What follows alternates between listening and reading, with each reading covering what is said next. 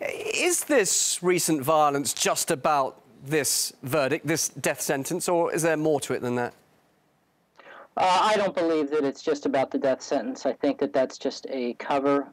The evidence has been very clear ever since the uprisings in Egypt began 2 years ago, that you have Western intelligence services, namely the National Endowment for Democracy, Freedom House, and other groups who've been on the ground now for years, since the year that Barack Obama was elected president in 2008.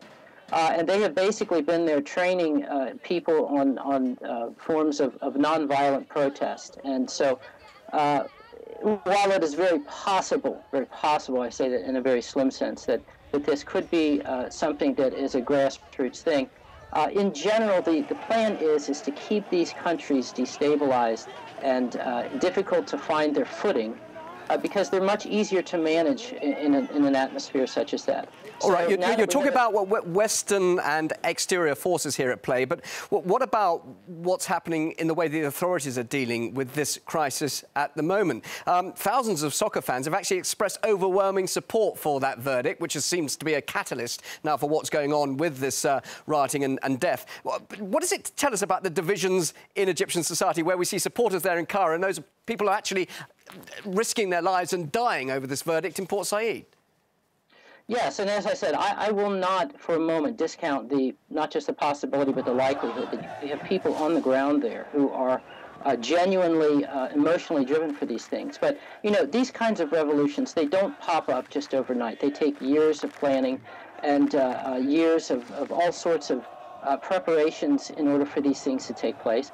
And yes, there's a lot of frustration on the streets in Egypt. They have just gone through a very turbulent period where unemployment is very high. It's very difficult for families to feed themselves, and certainly this lends to the frustration on the street.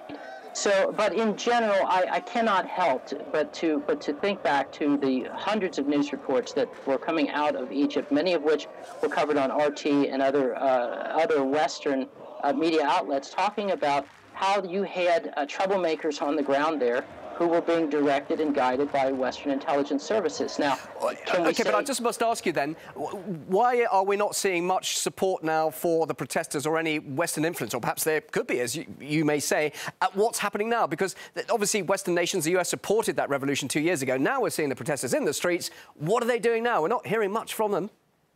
Yes, that's right. And the United States and the West don't have to come out and support these people who are on the street. Just having it happen so that it can put pressure on Morsi and on his government in order to agree to certain demands that the United States and Israel are making. The U.S. doesn't necessarily have to come forward and say, oh, yes, we're in support of these people. The name of the game here, I believe, is just an issue of putting pressure on Morsi. Perhaps he and his government are beginning to veer in a certain direction that is not pleasing to the United States and to Israel. And is that because of the Muslim dominance there, Mark? Is that because obviously there is a huge worry now amongst the Egyptians that the Islamists are taking over the country, it's being dominated by the Muslim Brotherhood, and also is that something that should worry the US and the Western states who, after all, helped this revolution? No, the United States is not worried about this because Egypt is already on the hook in the form of Western financial aid and Western military aid. And in that regard, Egypt is perfectly well safe within the hands of the West in that regard. So they are not worried about Islamists coming to power, no matter what happens, as long as Egypt has to feed at the trough of the International Monetary Fund and to get her military support from the United States. Egypt will be a completely pliant player and will do whatever she is told to do. Mark, great to talk to you. Thanks so much for your time. We appreciate it. Thanks for joining us live here on RT.